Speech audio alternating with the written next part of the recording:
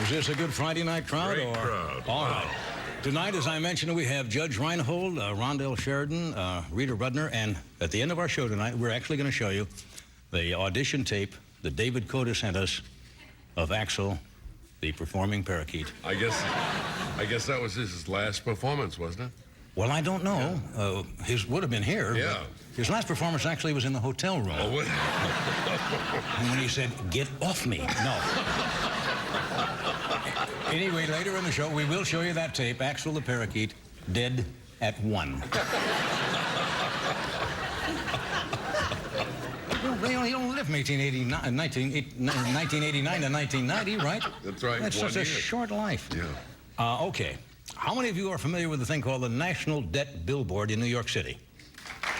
Good. All right. A gentleman named Seymour Durst got so concerned about the debt that he apparently made a giant billboard counter. And we're going to show you some tape of this, and then I'll tell you what it's all about. Watch the monitor. Seymour Durst is so eager to alert his fellow citizens to the problem of national debt that he set up this 10 by 25-foot electric alarm clock right in the heart of New York City, in a spot where everyone passing by on 6th Avenue and 42nd Street can get the hard facts at a glance. Durst unveiled his debt clock at a news conference on George Washington's birthday. One key part of the message, a line where you can find your family's share of the debt this very minute. Now, does that boggle your mind? Boy. Those numbers or the actual debt that's going. When they shot that footage, the national debt, we found out was $2.7 trillion. And it's rising by $8,000 a second. Today it's over $3 trillion. Now, incidentally, Adam, just coincidentally, there's a similar, not the national debt billboard, on Sunset Boulevard here in Los Angeles. Really? We have a camera out there, and we're going to show you. It's actually the songs written by Steve Allen, Counting Billboard. And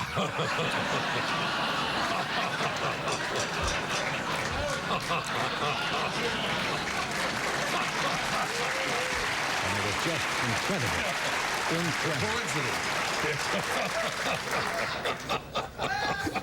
It would have even been quicker, but Steve's piano apparently is in the shop for repairs. But now there's another billboard in Washington showing the United States population. Last month it passed the 250 million mark.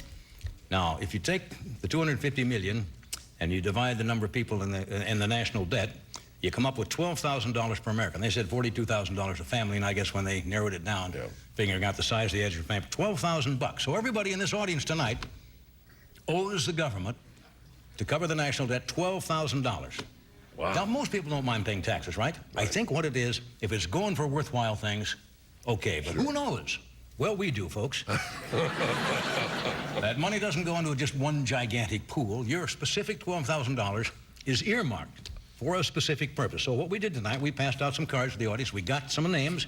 We faxed them back to Washington. It's amazing That's what you right. can do, isn't it? Fax machines, of course it is. And while you were sitting here waiting for the show to start, they sent us back the information to show you exactly what's your $12,000. Okay. Of course. So you buy the premise, you buy the bit. Todd Lunt from Dayton, Utah. Todd, where are you? Todd? He's raising his hand. Okay, Todd obviously is hiding out. Todd, we found out your contribution to the debt went to a special USO program that brings much-needed companionship to lonely servicemen. It's called Lucille's on Wheels. Phyllis Tuntlin from Sun City. Where are you, Phyllis? Right here. Just yell out. Right here. Hi, Phyllis, how are you?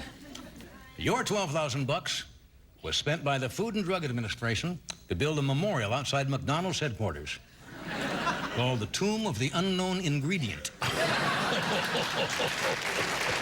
right. It's amazing how we got this stuff back so fast. Jim Newton from Quail Hollow, Ohio. Hi, Jim. Right here. Don't you love the name Quail Hollow, Quail Ohio? Hollow. Okay, remember when the National Zoo couldn't get the giant pandas to mate? Yeah. But the male panda finally got into the mood? Well, thanks to you, Jim. Your $12,000. Your $12,000 went to print a dozen issues of this magazine, Pand House.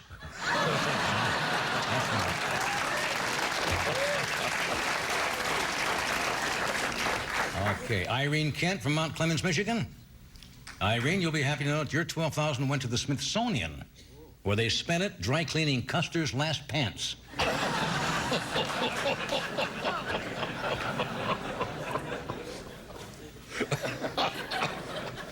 Robert Wheeler from Gulf Breeze, Florida. Well, from Quail Hollow to Gulf Breeze. Well, as you know, Robert, military items are extremely expensive. Your 12th thou went for this, which is 10 rolls of combat Charmin.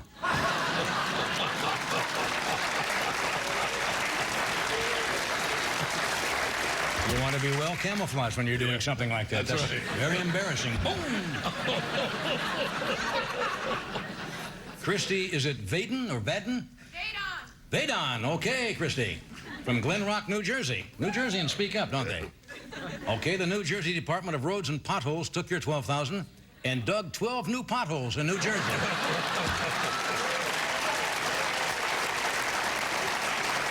Okay. Steve Samples of Dallas, Texas. Yeah. Steve, your 12th thou was spent by the post office to design a stamp that's not even been issued yet. It's the Highway Carcass Commemorative.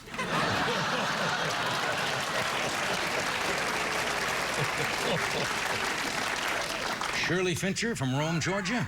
Hi, Shirley, how are you? Your 12th thou was spent by the Department of Agriculture to give straw breast implants to 300 sexually confused scarecrows.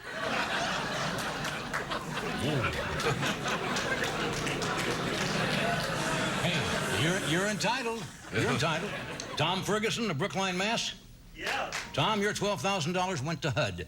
Didn't buy anything, it just went to HUD. Okay. Cynthia Richards, Roanoke, Virginia. Your $12,000 was spent by the Agriculture Department again to develop something. This is very important. To help keep cows warm in extremely, extremely cold weather. And what these are the thermal udder.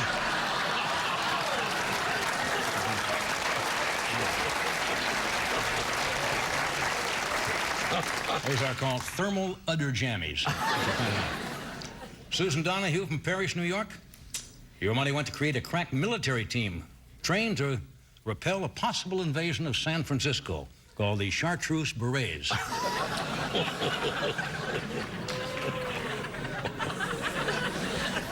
Bonnie Ward, Fort Collins, Colorado. Hiya, Bonnie. Your $12,000 was spent by the National Institute of Health to fly 400 impotent men to Yellowstone Park to camp beside Old Faithful. Who knew? Kevin Mills from Memphis, Tennessee. Okay, well, the EPA gave your $12,000 to the elephant breeders of Uganda to develop these. What they are enormous post-breeding cigarettes.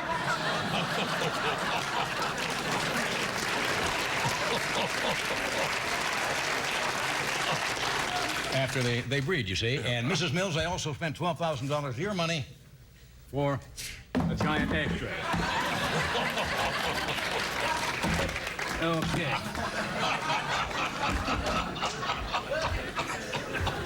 Sometimes you have to play many roles here. Okay, Brenda Ferris from Kansas City. You want to move that a little bit? That's getting in the way, I think. Your money went to the Federal Witness Relocation Program.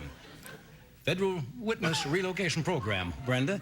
Thanks to you, the man once known in New Jersey as Frankie the Groundhog is now living a new life as Craig Smith, our overhead lighting man.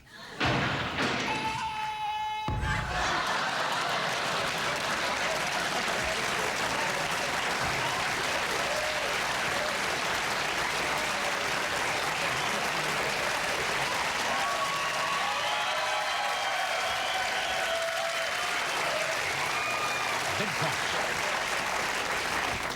When in doubt, go with big props. We're going to be back with Judge Reinhold, Rondell Sheridan, and Rita Rudner. Stay where you are.